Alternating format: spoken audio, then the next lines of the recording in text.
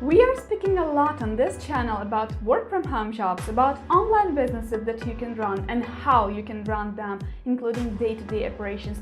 But we have only slightly touched the topic in this video of mine, which is one of the first videos I ever made on this channel, so it has a pretty lame sound, but still a sound advice, so make sure to check it out later. Now let me wrap it up for you again and make sure to stick to the very end, where I provide practical steps of how to make your shift to a work from home job smooth. If you haven't officially met, hi, my name is Olga, and on this channel we discuss everything related to your career and business growth with a strong focus on work at home careers, side hustles and IT professions. So make sure to subscribe and click the notification bell to be the first to watch my new episodes. And if you're a veteran here, welcome back, Top Gun. So there are two types of work from home jobs that you might like to consider, and each of these types has its pros and cons. And let's start with the first type of work from home job, and that is working remotely full-time just for one company. Now the pros here are obvious. You don't have to look for new jobs, new contracts, and you don't have to lose time for all of this. You just do your job and to receive your salary, and in most times social package as well, because social packages apply to remote workers as well. Some companies pay for your internet connection, for your lunches, for your equipment, for everything related to your working space. But the negative sides are obvious as well, and that is everything that comes with being a corporate employee. Are you sick? Need a day off? Need to work part-time during this particular period of your life, or need a vacation?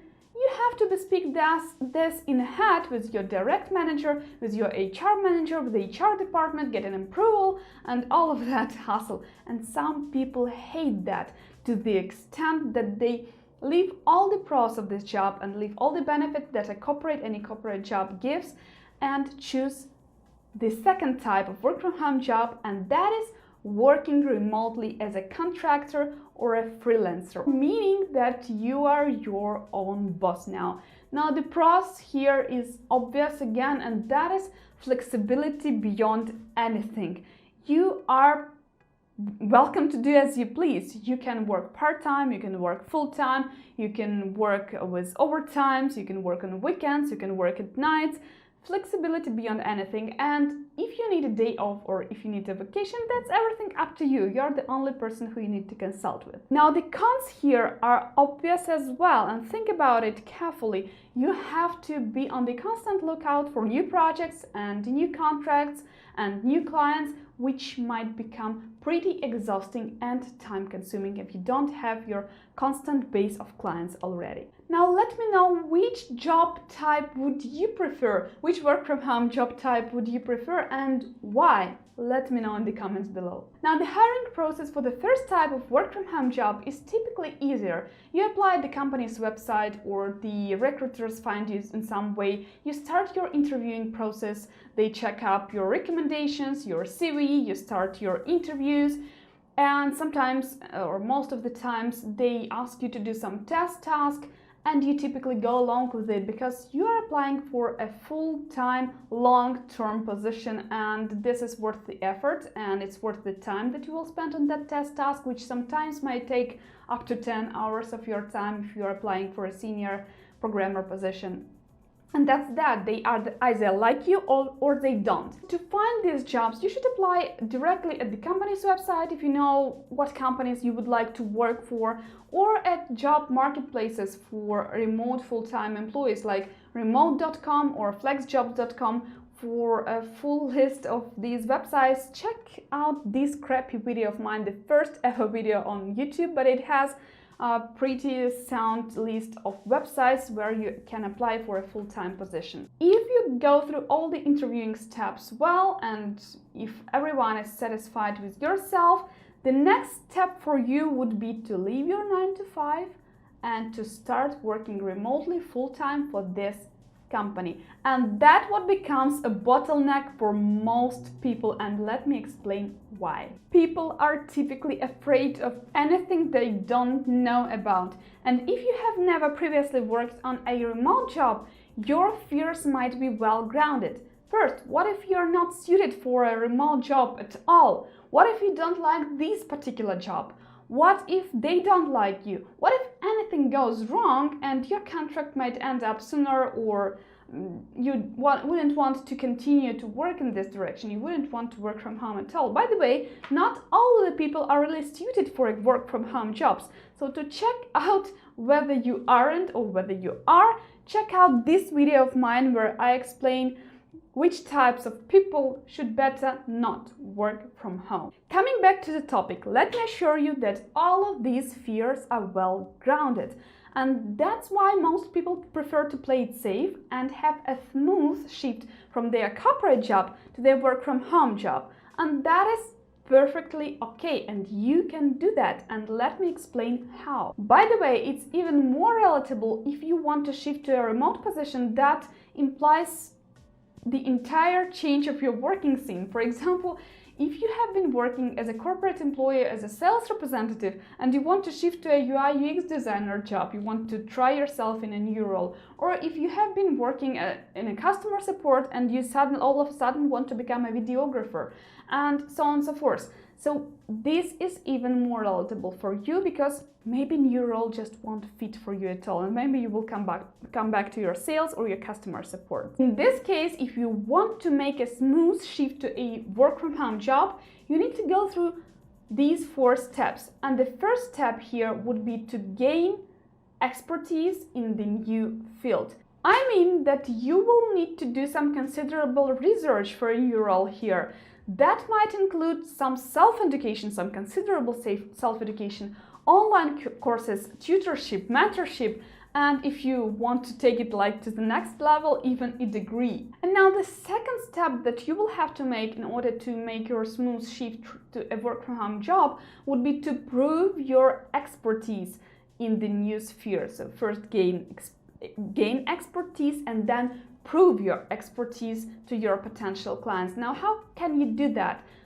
Obviously, you have 2 ways, or just one way, but in 2 directions.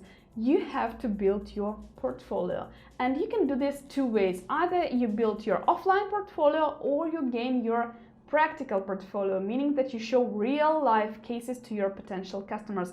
Preferably, you should have both. Of course, the second type of portfolio, where you show your practical cases to your potential customers, would be valued more. But if you don't have anything, so to start with, you have to develop some sort of offline portfolio, meaning that you present some examples of your work. It might take quite a while, but you have to prove your expertise, to show examples of your work, and this might eat up a lot of your time because you need to show something valuable, something awesome. You know, you need that wow fact for the clients to want to hire you.